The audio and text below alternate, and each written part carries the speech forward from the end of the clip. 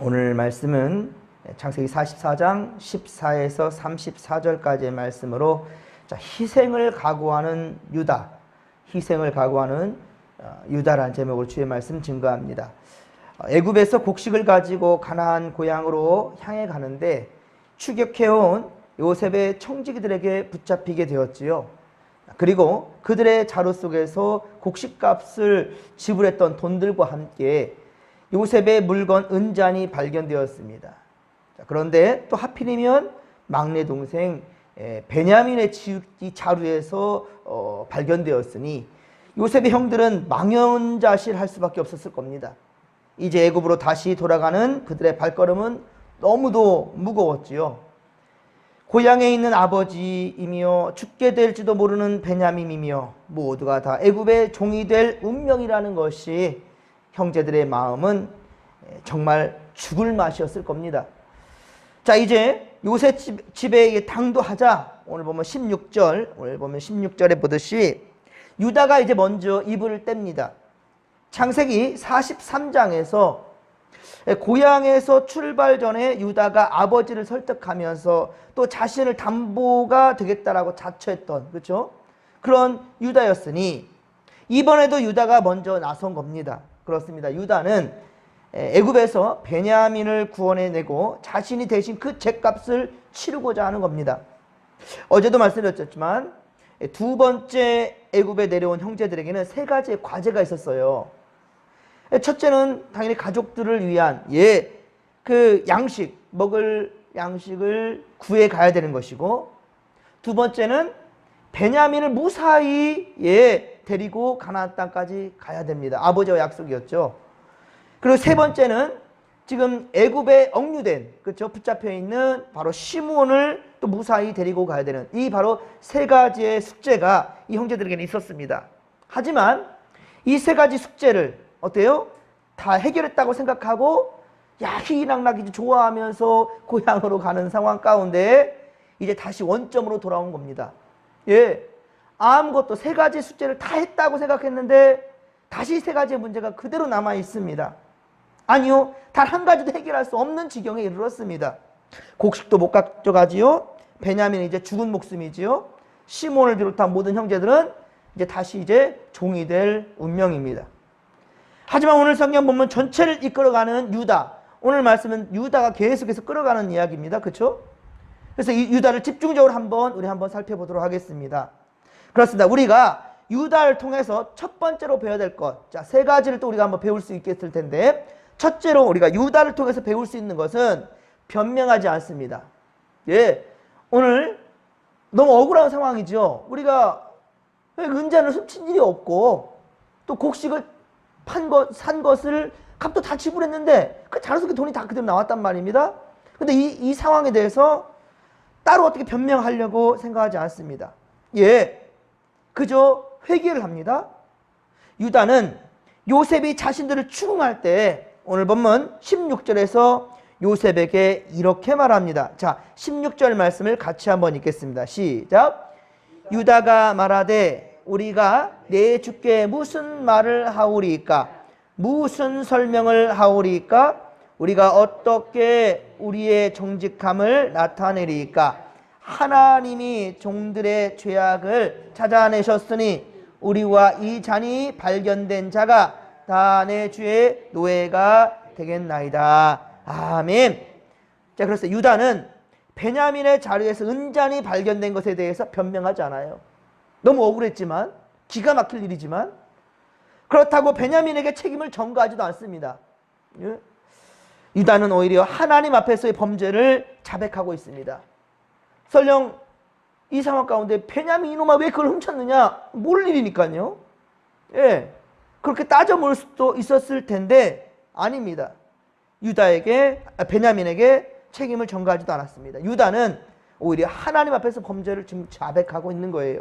즉, 그런 없어진 은잔이 베냐민의 자루에서 발견된 것이 우연이라고 생각하기보다는, 혹은 베냐민이 훔쳤다고 생각하기보다는 그들이 죄를 지었기 때문에 하나님께서 징벌하신 일이다. 하나님께 징벌하신 것이다. 벌을 하신 것이다 라고 그렇게 받아들이고 있는 것입니다.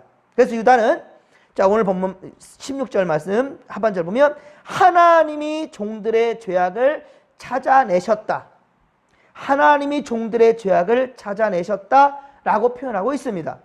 여기서 죄악이라는 것은 훔치지 않은 은잔을 훔쳤다고 인정하는 것이 아니라, 우리가 바로 은잔을 훔쳤다는 걸 시인하는 것이 아니라 요셉을 죽이려고 했던, 그리고 애굽에 팔아넘겼던 그 죄악을 말하고 있는 겁니다.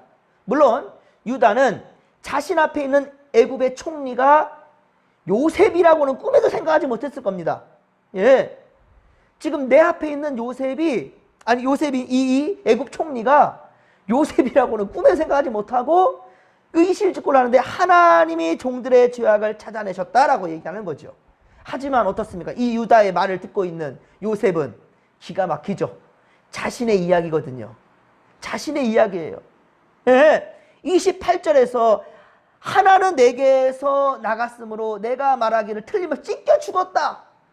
이런 얘기했습니다. 자기 얘기거든요. 이때 요셉이 어떻겠습니까? 가슴이 찢어지겠죠. 그렇죠? 지금까지도 내 아버지 야곱은 내가 죽은 줄만 알고 있을 테니 정말로 가슴이 아팠을 겁니다. 유다는 더 이상 변명하려 하지 않고 자신의 죄악에 대한 징벌로 하나님께서 이렇게 하셨기 때문에 다 애굽 총리 당신의 노예가 되겠다라고 자처하고 나섰습니다. 변명하지 않고 오히려 회개하였다. 자, 이것이 바로 유다에게 배울 첫 번째. 두 번째 우리가 유다에게서 배워야 할 것은 진실된 중보의 정신입니다. 중보. 여러분, 중보가 무슨 뜻입니까? 중보라는 것은요, 중간에서 대신 간구하다. 이게 바로 중보입니다. 대신 사이에서 간구하다라는 뜻입니다. 유다는 아버지와 막내 중간에 서서, 유다는 아버지와 막내, 우리 베냐민 사이에 서서 연로하신 아버지도 살리고 막내도 살리려고 지금 애쓰고 있습니다. 유다는 노예 신세가 될 수밖에 없는 막내 베냐민과 그리고 애굽의 총리 중간에 서서 또한 대신 간구하고 있습니다. 그는 우선 자신의 이야기를 좀 들어봐 달라라고 겸손한 태도를 취하고 있죠. 그러면서 오늘 쭉 장황한 이야기, 마지막 34절까지 쭉 자기가 지금 이야기를 끌어가고 있는 것을 보게 됩니다. 그리고 18절에 한번 보십시오. 18절에 유다가 그의 가까이 가서 이르되 내 주여 원하건대 당신의 종에게 내 주의 귀에 한 말씀을 아르게 하소서. 주의 종에게 노하지 마소서. 주는 바로와 같으심이니이다. 여기 지금 아까 변명하지 않는다는데요. 자, 이건 변명하는 것이 아니라 어떻게든지 자기 동생 베냐민을 살려내기 위한, 살려내기 위해서 지금 이 얘기를 하는 겁니다. 자기들의 죄에 대해서, 죄값에 대해서 얼버무리면서 넘어가려는 것이 아니라 한 말씀만 들으소서. 그래서 어떻게든지 베냐민을 살려서 돌려보내야 내 아버지 야곱이 그 생명이 보존될 수 있을 거니까 그러는 겁니다. 유다는 그렇습니다. 자신을 겸손에 낮춥니다. 코너에 몰린 연약한 막내 베냐민을 위해서 그렇게 하고 있는 거예요. 또한 지금 코너에 몰려있는 베냐민 벌벌 떨면서 지금 이게 무슨 일인지 대간절, 아무런 영문도 모르고 사건에 휘말린 막내 베냐민은 유다 형의 말을 들으면서 얼마나 위로가 됐겠습니까? 지금 청천벽력 같은 이런 이야기잖아요. 자기는 훔치지도 않았고 또 지금 이게 무슨 어떻게 되어가는 일인지 도대체 영문을 모르는 우리 베냐민. 그런데 형이 나서서 자기를 보호하고 있는 모습을 보며 얼마나 큰 위로가 됐겠습니까? 그뿐입니까? 이 말을 듣는 자가 누구예요? 애굽의 총리? 요셉입니다. 요셉은 자신의 형들을 시험하기 위해 조작할 사건이잖아요. 이건 지금 그 은잔을 도로 집어넣은 것도 요셉이잖아요. 근데 유다 형의 말을 들으면서 또한 얼마나 기분이 좋았겠습니까? 20여 년 전에는 아버지 심부름을 온 자신을 붙잡아 놓고 죽이려고 들고 팔아넘기고 종이 되고 정말로 어렵고 힘든 인생을 살게 했지 않습니까? 형들이. 구덩이 속에서 들었던 형들의 그러한 소리, 구덩이 속에서 형들이 나누었던 그 대화를 들으면서 요셉의 정말로 얼마나 두렵고 떨렸겠습니까? 형들에 대한 배신감과. 그러나 지금의 형들의 그 모습은 전혀 그때의 모습이 없던 거예요. 형들은 막내를 내팽개치고 돌아설 수도 있었을 겁니다. 저놈의 문제라고. 그리고 또 지금 요셉도 얘기하잖아요. 너희들은 문제가 없으니까 다 아버지한테 돌아갈 것이고 은잔이 나온, 은잔을 훔친 그자만이 종이 될 거라. 그렇게 얘기했잖아요. 우리 17절에, 그쵸? 내가 결코 그리하지 않을 것이라. 잔이 그 손에 발견된 자만이 내 종이 될 것이라. 그러니까 베냐민 잔만 잡히고 너희들은 가. 오히려 선처를 베푸는 것처럼, 그쵸? 그런 상황이잖아요. 그런데 오히려 왜 긁어 부수음을, 물거품을 만들고 있는 이 기가 막힌 우리 유다의 그런 모습. 근데 이 모습을 보면서 요셉이 얼마나 감동이었겠습니까? 20여 년 전에 나를 파넘겼던 형들이 지금은 내 막내 동생이며 내 동생이며 또 당신들의 동생인 베냐민을 어떻게든 살려내려고, 그 모습을 보면서 정말로 감동이었을 겁니다. 특별히 오늘 보면 30절에 이렇게까지 유다는 표현하고 있죠. 자, 아버지와 그 베냐민의 관계를 뭐라고 합니까? 아버지의 생명과 아이의 생명이 서로 하나로 묶여 있거늘. 아버지의 생명과 그 아이 베냐민의 생명은 하나라 라고 그렇게 말하고 있습니다. 어쩌면 요셉을 잃은 야곱은 그전 요셉보다도 더 편애를 하며 베냐민을 애지중지했을지도 모를 일이에요. 그렇죠? 요셉을 잃었으니 그의 형제인 베냐민을 더 많이 사랑하고 편애했을 것 같아요. 그렇죠? 그것도 장작 20년 동안이나. 이런 모습을 보는 형들의 시기와 질투는 요셉한테 향했던 것처럼 어쩌면 더 클 수도 있었을 겁니다. 그런데 지금은 오히려 동생을 위하는 형들의 모습 속에서 이미 과거의 형들의 모습은 찾아볼 수가 없었던 겁니다. 사람이 살아가면서 어려운 일이 있을 때 누군가 대신 나서줄 사람이 그렇게 필요하잖아요. 여러분, 예수님은 죄로 벌어진 하나님과 인간 사이에 중보자가 되어주셔서 십자가에 못 박아 죽어주셨습니다. 그래서 하나님과 인간을 소통하게 하셨고요.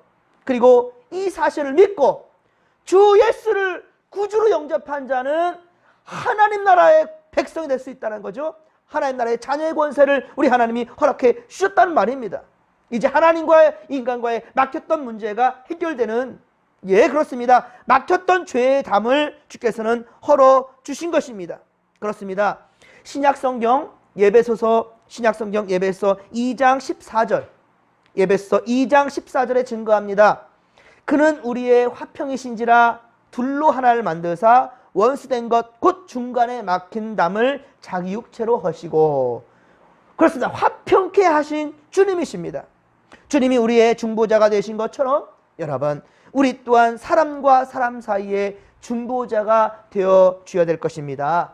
특히 주님의 명령 따라 믿지 않는 사람들을 하나님께로 인도해야 하는 바로 구원의 통로가, 우리는 오늘도 든든한 통로, 하나님께서 우리를 보실 때 정말로 든든하다 할 정도로 칭찬받는 그러한 믿음의 권속들이 다 되기를 주님과 축원합니다. 중보자의 역할을 온전하게 감당해내는 우리가 되기를 주님의 관절에 축원합니다. 마지막으로 유다를 통해서 배워야 할 세 번째, 희생정신입니다. 오늘 33절을 같이 한번 다시 읽겠습니다. 이제 주의 종으로 그 아이를 대신하여 머물러 있어 내 주의 종이 되게 하시고 그 아이는 그의 형제들과 함께 올려 보내소서. 아멘. 그렇습니다. 유다는 베냐민 대신에 자신이 노예로 남겠다라고 말합니다. 아니, 요셉은 가라 그랬어요. 은잔이 발견된 베냐민만 놔두고 너희들은 다 가라 라고 말하는데 오히려 아니요, 베냐민 대신에 내가 노예가 되겠다라는 거예요. 그렇습니다. 자기가 희생됨으로 아버지도 구하고 동생도 구하겠다라는 그런 희생정신을 지금 보이고 있는 겁니다. 치열한 경쟁사회에서 여러분, 사탄 마귀는 우리에게 희생 대신 욕심을 불어넣습니다. 어떻게든지 우리에게 유익만 된다 한다면 장땡이에요. 예, 남이 어떻게 되든지 상관없어요. 나만 잘 먹고 잘 살면 된다는 거예요. 이게 바로 경쟁사회이고 이게 바로 물질 만능주의고 이기주의가 되어가는 이 세상입니다. 그렇습니다. 자기가 희생되려 생각하지 않습니다. 희생하고 싶지 않습니다. 이게 바로 세상이에요. 오히려 희생은 바보가 하는 짓이라고 생각합니다. 그러나 여러분, 하나님과 우리 사이에 희생이 없으면, 하나님과 우리 사이에 예수 그리스도, 예수님이 없으시다면 우리와 하나님과의 관계는 회복될 수가 없었음을 우리가 알아야 될 것입니다. 그렇습니다. 양이 제단에서 희생되어야만 죄인이 사는 것이 구약의 제사였듯이 예수님은 어린 양으로 오셔서 십자가의 희생 제물로 돌아가신 겁니다. 그리고 바로 우리에게 다시금 천국 소망을 주시고자 3일 만에 약속대로 부활하신 것이고 승천하셔서 우리를 기다리고 계신다는 말입니다. 주님은 친히 우리를 위해 희생하셨으며 우리에게 희생의 생명력들을 가르쳐 주신 것입니다. 한 알의 밀알이 땅에 떨어져 죽어야 됩니다. 죽지 않으면 한 알 그대로 있지만 죽으면 많은 열매를 맺는다라는 것, 이게 바로 진리입니다. 할렐루야! 주님은 오늘도 우리에게 한 알의 밀알이 되라 하십니다. 너 혼자 잘 먹고 잘 살고 너 혼자 생명 보존했다가 하나님 나라 오는 것, 그것 주님께서 원하신 것이 아니라 우리가 이 땅에 죽어줘야 한다는 겁니다. 여러분들, 죽고자 하는 자는 산다는 거예요. 살고자 하는 자가 죽는 거예요. 여러분, 이것이 바로 예수님의 법칙입니다. 그렇습니다. 희생은 바보 같은 짓이 아니라 생명을 탄생시키고 좋은 열매를 맺도록 하는 고귀한 일이라는 거예요. 그렇습니다. 사랑하는 성도 여러분, 우리는 변화된 유다처럼 변명이 아니라 진심으로 회개하는 우리가 되기를 소망합니다. 오늘 우리는 세상을 위하여 중보자의 역할을 잘 감당하는 자들이 되기를 소망합니다. 그리고 한 알에 썩어지는 밀알처럼 희생정신을 가져야 합니다. 여러분들, 이 새벽에도 분명한 것은 우리 기도하십시다. 오늘 여러분들 여러 가지 기도 제목들이 있겠지만은 특별히 여러분들 전도 대상자를 놓고 기도하십시다. 여러분들이 벌벌 떨면, 여러분들이 세상의 방법과 가치관을 따라가면 여러분들이 전도하고자 하는 내 사랑하는 남편이나 내 자식들이나 내 며느리나 여러분들, 그들은 가짜게 봅니다. 그 하나님 믿어봤자 라고 생각합니다. 코로나에 벌벌 떨고 있고 세상의 것들에 벌벌 떠는데 무슨 하나님이 어디 있냐? 하나님이 어디 있냐? 야, 하나님보다 더 센 게 코로나더라. 야, 이렇게 생각했는데 어떻게 전도할 수 있겠습니까? 절대 예수 믿을 수가 없어요. 세상 방법과 가치관을 따라가려 합니다. 예, 주일에도 막 일하는데 정신이 없어요. 네, 예배를 우선시에 두지 않습니다. 세상 사람들이 무엇을 보겠습니까? 응? 하나님보다 더 큰 것이 돈이네. 하나님보다 더 위대한 것이 돈이네. 하나님보다 더 위대한 것이 건강이네. 하나님보다 더 위대한 것이 자식이네.